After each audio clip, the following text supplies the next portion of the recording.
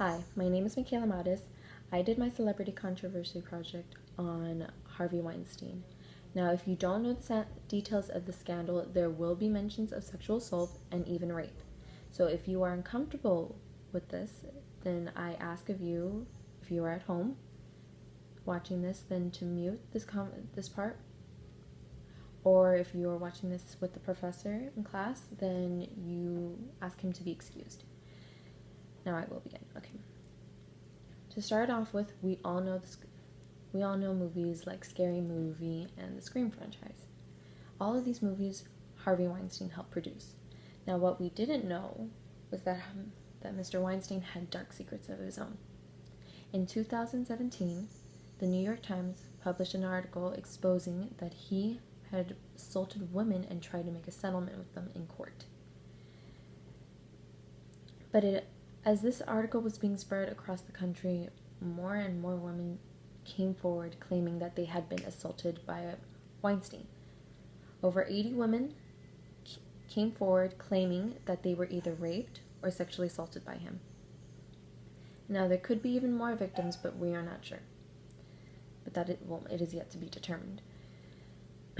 Now, you might be thinking, oh, it's just another man wielding his power, abusing it, and hurting other people as usual. And you're right.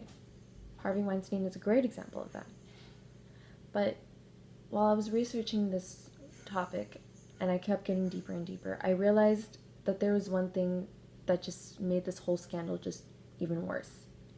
It's the fact that there was not a lot of legal action taken. Now, it's understandable that most of these assaults dated back to the late 70s, and due to statutes of limitations, he can't be charged with them. He can only be charged with the ones that are within the statute of limitations. And yes, he was. In February 2020, he was charged with first degree criminal sexual act and third degree rape. Now, here's where the worst part comes in. He got those charges appealed on the basis that his convictions had been contaminated unfairly by the media's image, and outside prominence. The charges against him had gotten in the news, and the case against him was based on uncharged sensational allegations and inappropriate expert testimony. Now, he is facing 11 other felony charges in Los Angeles, but that's somewhere else. What bothers me here is the fact that, do you even think it's fair that the court even granted him his appeal? This to me actually made it sound like that the court didn't really take sexually based offenses against women serious enough, and that they granted his appeal on the basis that he was slandered in the media.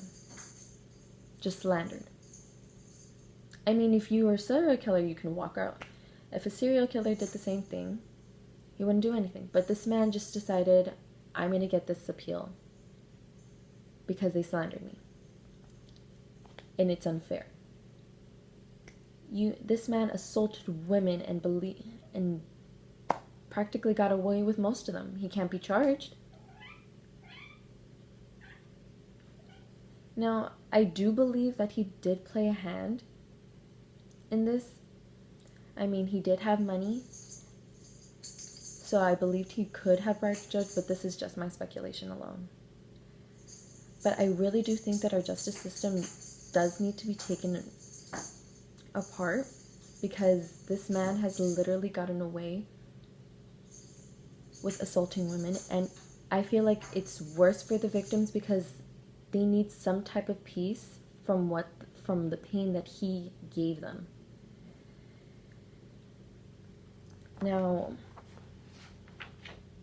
but the point of me telling you about this scandal is to, I guess, remind you that an individual with too much authority will wield that power to manipulate and hurt people. And sometimes even get away with it.